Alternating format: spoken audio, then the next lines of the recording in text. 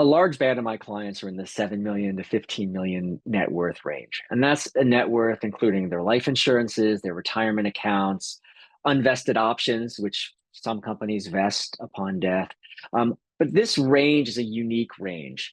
For the most part, you're not in the estate taxable range currently, which 2024 number is $13.61 million per person, which means a family would have a $27 million roughly estate tax exclusion, but you're not in that band. But at the same time, there's a lot of complications that can happen with folks in this mass affluent or higher affluent net worth range.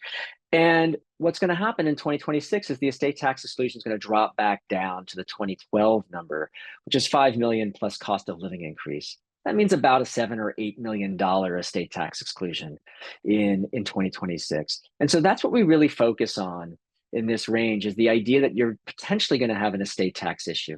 And so there's a few things to really keep in mind for folks in this wealth range. The first is start acting now to start looking at what exactly is your estate tax exposure.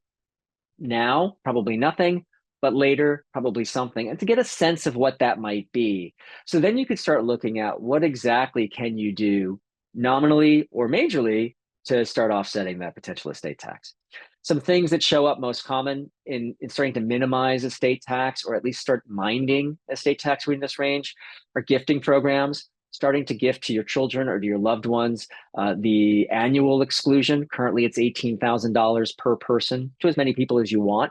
That's one way of bleeding some of the wealth out of your estate to your children or to other family members in a way that's not going to upset your apple cart. Gifting to a 529 plan if you have minors, or nieces, nephews, other kids, children who you want to support in some way. You can start making gifts to the 529 plan. Starting looking at charitable giving, either using a donor advised fund if you're not ready to give to charities just as of yet, but you want to take on that income tax benefit component, or using DAFs, donor advised funds, to start supporting your children's financial literacy using the ability to give to these 529s and to start having the literacy conversation.